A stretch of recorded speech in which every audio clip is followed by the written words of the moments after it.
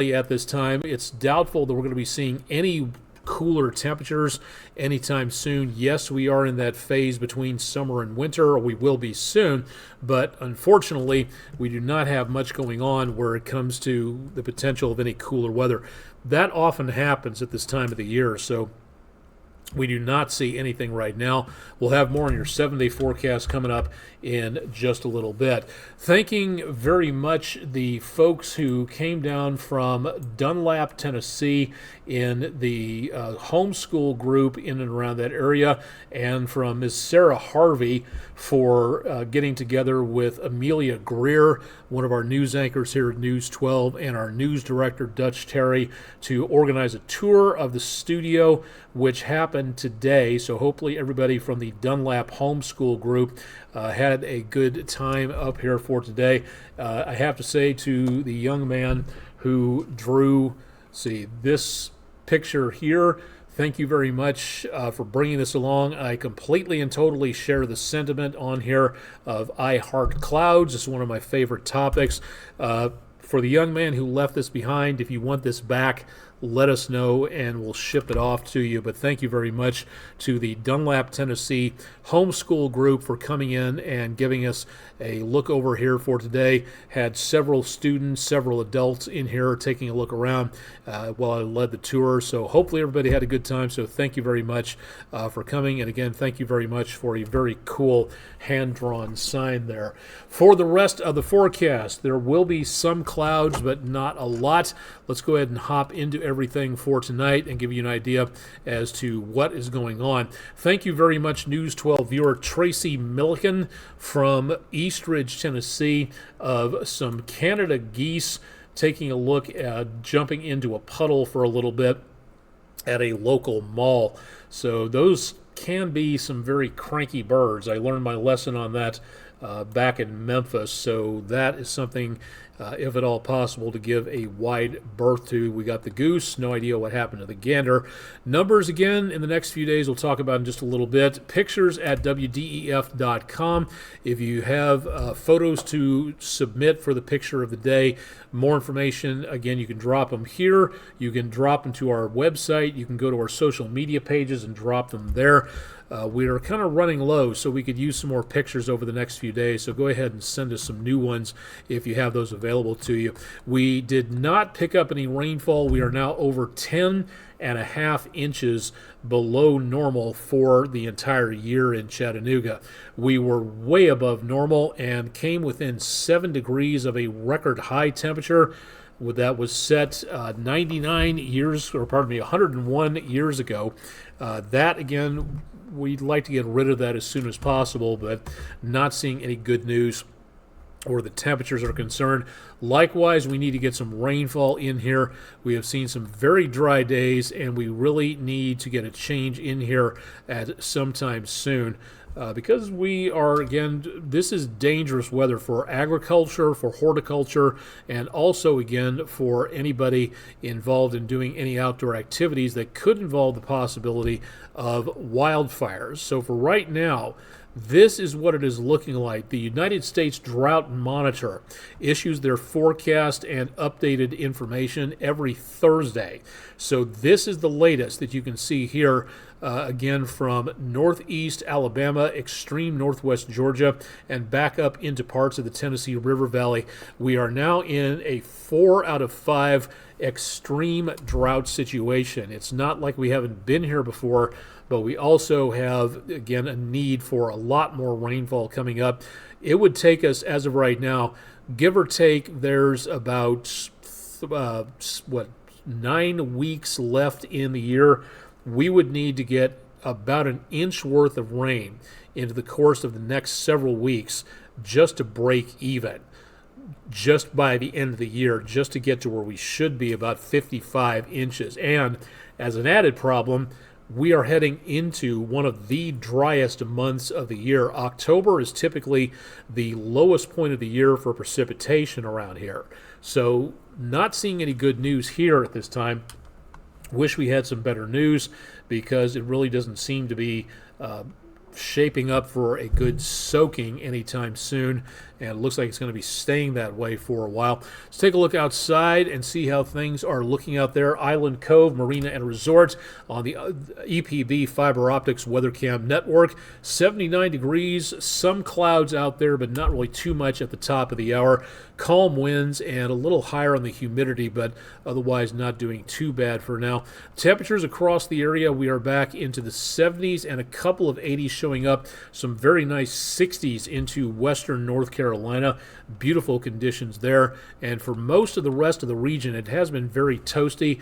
90s back to our west today, and more of that coming our direction into the next several days. So for right now, not bad. In the next few days, wish we could say that we had any good news.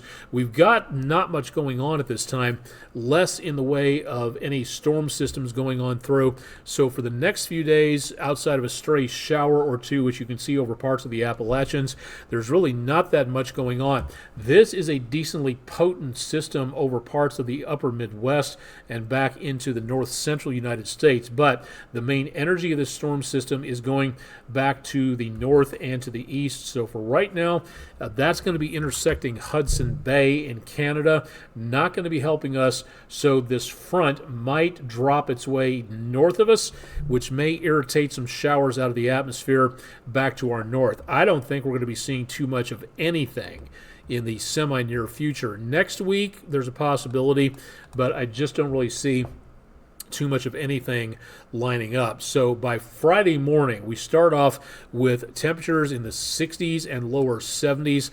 We may see a very toasty afternoon with some highs going back into the lower 90s. School getting out tomorrow, we'll talk about that. Friday night football, that is where we could see some very hot conditions as we go into the games. Temperatures will recede a little bit as we get into the kickoff period of time after sunset. 60s and 70s for Saturday morning. There's our front dropped just to the north of us out there. By Saturday afternoon, lower to mid 90s on this side of this warm front, warm air pushing its way back to the north. Again, that is the best we can do, and that is where we see the best potential of showers and thunderstorms as we go into Saturday and Sunday. Sunday, we see temperatures back in the lower to mid 90s once again.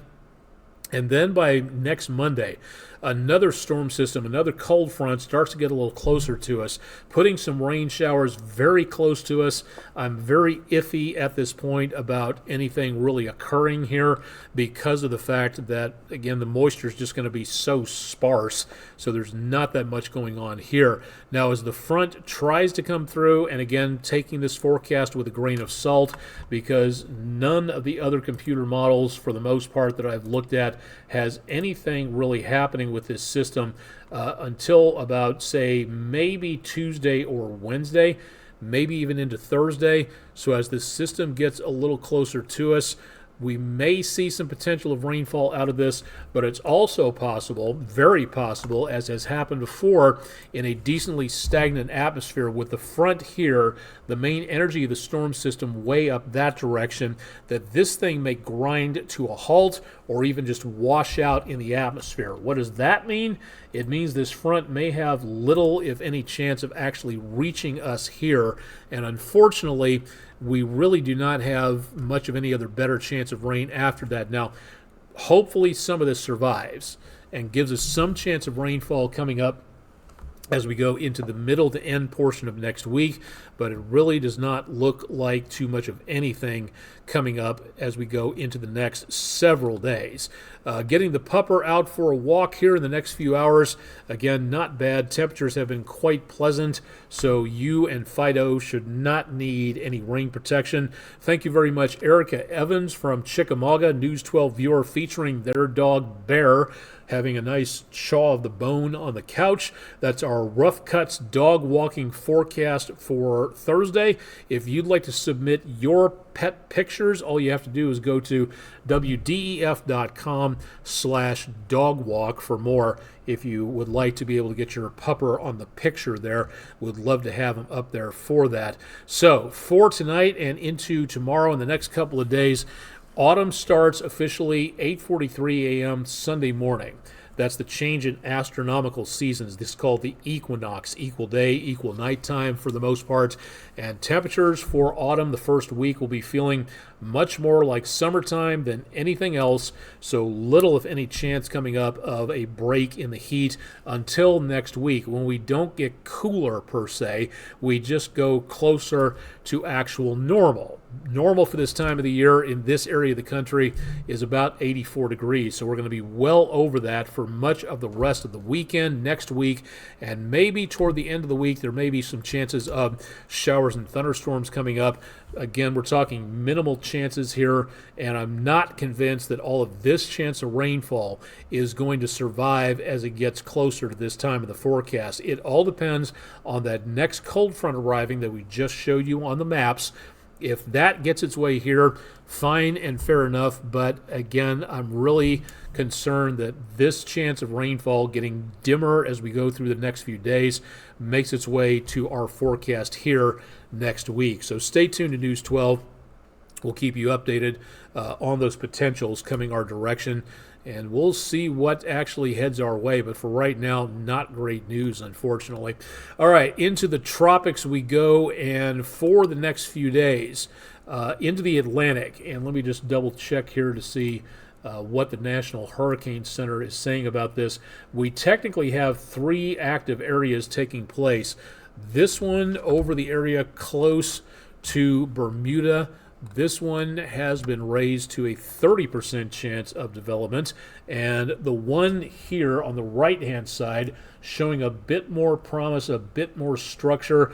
This one remains at 30%. This was Tropical Storm Gordon a few days ago. The conditions became less conducive to getting stronger, so this storm system fell apart. It's just been a disorganized mess for the last couple of days. But according to the National Hurricane Center, there is a potential of this reforming and becoming Tropical Storm Gordon all over again. So we'll wait and see as to what that might occur. Into the Gulf of Mexico, and this remains at 40% chance of development. This is one of the stronger areas we've seen in the last several days. So the Western Caribbean, the Southern Gulf, somewhere in this area, there's not an exact marker to show where this is going to form, but somewhere in this area over these unnaturally warm waters of the Gulf of Mexico, partially being caused by human-induced fossil fuel-driven climate change, this is where we will possibly see the storm system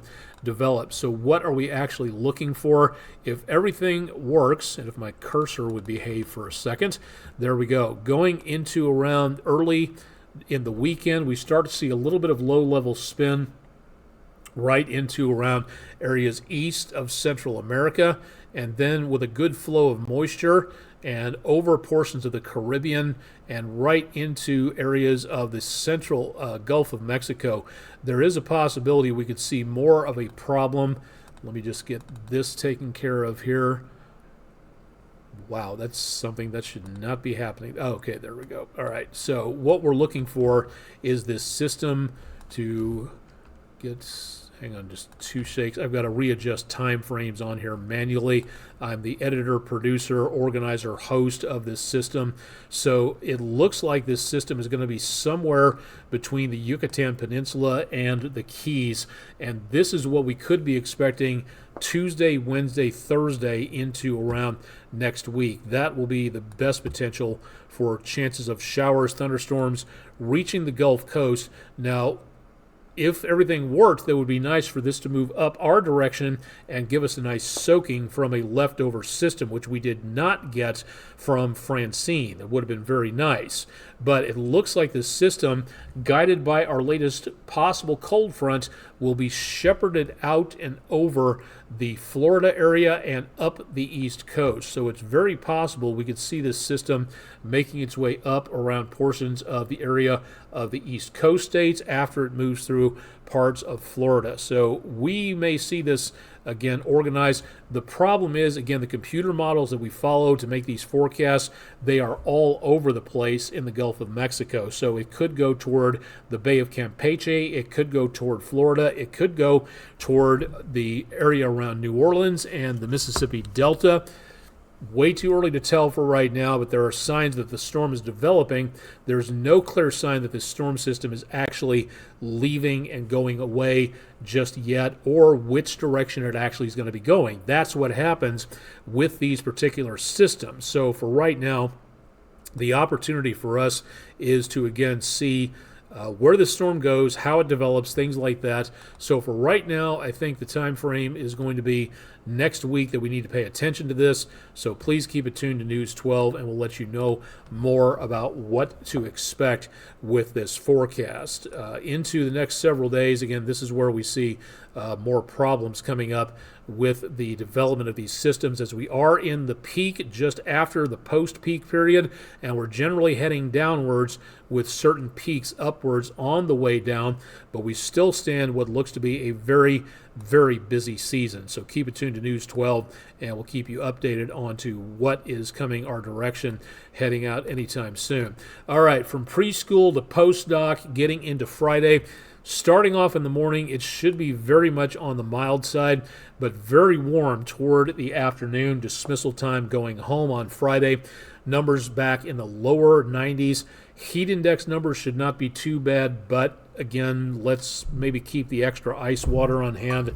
It's always nice to remember to stay hydrated, especially as we go out of summer and into autumn coming up in the next several days. So for right now, what we've got is about 2 days and change until the autumn equinox coming up. We're almost there, but the temperatures are not going to want to leave anytime soon. I wish I knew what happened to my school day forecast. See, I just did the school day forecast. Okay, so that should do it for that. All right, let's take a look at our web poll of the day. You get a better view of this web poll, the picture available on the website and on your mobile device if you want to take a look at it. The picture's up there. It's a picture of what's called a mackerel sky. But what makes up a mackerel sky? What type of clouds? Cirrocumulus, altocumulus, cumulus congestus, or nimbostratus. All of those are real cloud types, and 51% of you said cirrocumulus. Well, this was kind of a double answer because it could be cirrocumulus depending on the height, and then a little lower altocumulus is what is meant by a mackerel sky. So it could be either of these two, but 51% of you got one of those right with cirrocumulus clouds, very high level, fluffier cumulus clouds at a higher altitude. Altocumulus are right below that. Cumulus congestus, what my wife calls Toy Story clouds that you see down toward the surface of the Earth, and nimbostratus, one of the lowest area of rain-forming clouds close to the surface of the Earth. Nimbus meaning rain in Latin, stratus meaning layer. So nimbostratus are those flat gray rain-making clouds that you see when the weather is correct. And that, again, was one of the lower clouds, but it could be one of these two. So thank you very much for participating in our web poll of the day. Thanks to friendinroofing.com for being a sponsor, and appreciate everybody for checking in. Weather, sports, all sorts of unique and interesting polls. Go to wdef.com/vote now if you would like to participate in that. And thanks to everybody for stopping by our website to take a look. So out and about in the great outdoors tomorrow, lower 90s, not comfortable. It's going to be hot, downright hot pretty much. 90 to me is about where you start getting into the very hot conditions. It's just a quirk of mine to call it that. At some point in time, hot is hot is hot. So just how it feels out there, that can make it tremendously uncomfortable. But lower 90s expected. So out on the golf course, taking a canoe trip, doing some early camping. Be prepared for some very steamy conditions as we get into the next several days, and that is something we all need to be prepared for. Want to tell you again, if you've ever had an interest in getting a degree in meteorology, if you've ever had an interest in safely becoming a storm chaser, a webinar is coming up next week, sponsored by the American Meteorological Society. More at their website at ametsoc.org, and also by the female-led storm chaser group Girls Who Chase. This is some very good star power information from some very experienced ladies regarding career and passion about weather. Ginger Z from ABC News, chief meteorologist there. Elizabeth Lightman, a forecaster for the Storm Prediction Center. Karen Kosiba, the managing director of the Dow facility, that's Doppler on Wheels. That's, again, I would love to know more about that program. And Melanie Metz, who's a veteran chaser and storm photographer. If you have questions, you can submit them. This is not a live interactive panel, but it's more like a Reddit Ask Me Anything type situation. So if you'd like to get your information in, all you have to do is head to our social media pages. You can find the link there, or you can find out more through the AMS Weather Band page. Again, you can reach that through ametsoc, ametsoc.org, and that'll be coming up next week, Tuesday the 24th at 1 p.m. if you'd like to take a look at that. Also want to remind you that we have the ability to visit the National Weather Service, an open house coming up next week in Morristown, Tennessee, part of the National Weather Service area that watches the News 12 viewing area. And if you've never been to a National Weather Service before, maybe your kids, your grandkids, maybe you have never been in the National Weather Service and you'd like to see more about what it is like out there, ask questions of the meteorologist, watch a weather balloon launch, learn how products and warnings are issued on the weather wires, how they come to the conclusions that there is a severe weather threat by using Doppler radar. It's all going to be discussed next week. So if you have any plans to attend this, more information on their website down here, and also more information on our website below the forecast at wdef.com/weather. So great opportunity to learn more on that. One final note, as we are getting into that prime season of the year, we've gone past the prime season, January into around May for severe weather. If you've never had the opportunity to become a Skywarn spotter because personal commitments, schedules don't enable you to attend the in-person meeting, the National Weather Service in Morristown has a great idea.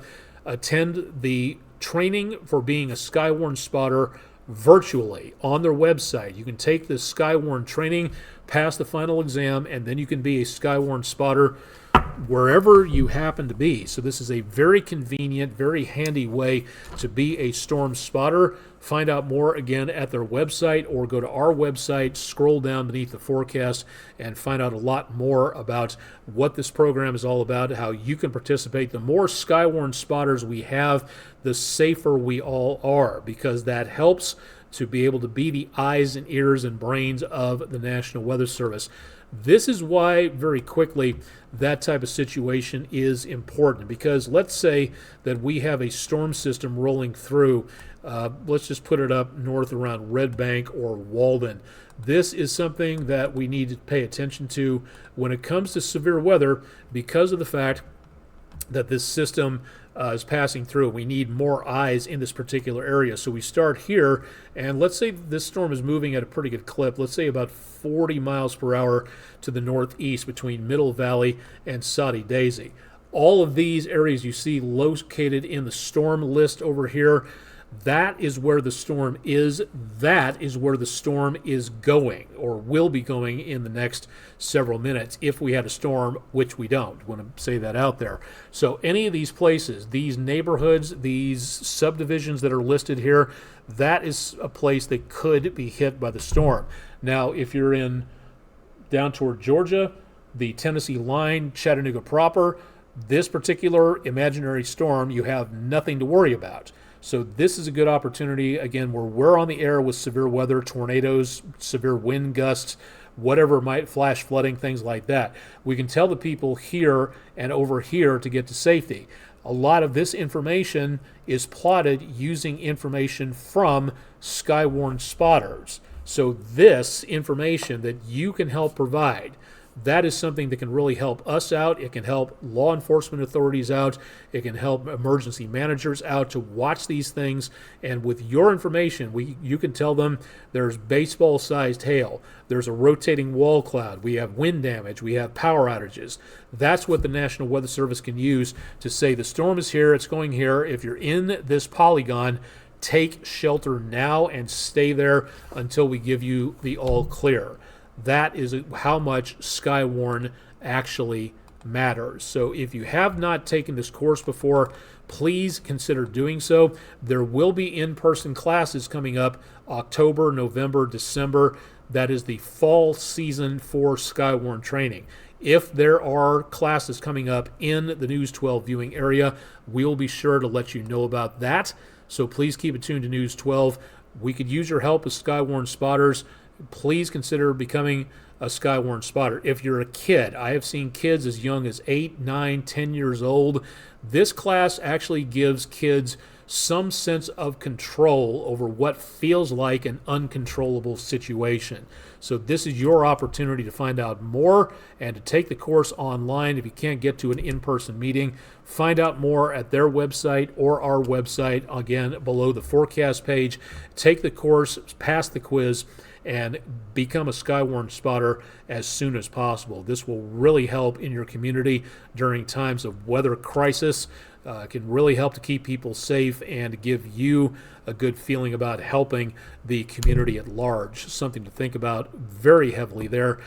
If you're in junior high, let me just say one more thing. If you're in junior high or high school, if I was an employer and I saw this on your resume, that would impress me because you took time out of your schedule to learn this and to participate in this situation. That to me says that you are willing to help your community, and that is one more tick box in your pro column to say that's why I should be hired. This right here is a great volunteer opportunity, so please, please, please consider this.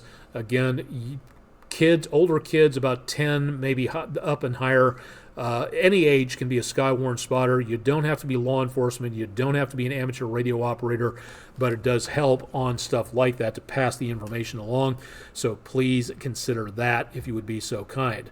All right, that should do it for tonight. We've been on for just about a half an hour, so we've just about hit our target time on there. Don't want to put everybody to sleep, so want to make certain that everybody is getting back for more information. Chip Chapman will have your forecast bright and early tomorrow morning, starting at 5 a.m. on the morning show, and we'll have more details about time saver traffic and all sorts of things from the news overnight. I'll have more details on your weekend forecast, Friday Night Football, coming up on News 12 tomorrow, Friday evening, so please join me for that. Thanks for joining us on Thursday night, live and direct from downtown Chattanooga, Tennessee, at the WDEF News 12 studios. I'm Chief Meteorologist Austin Onyx. Stay tuned for much more with News 12 on air and online. And again, thanks for joining us for Thursday evening.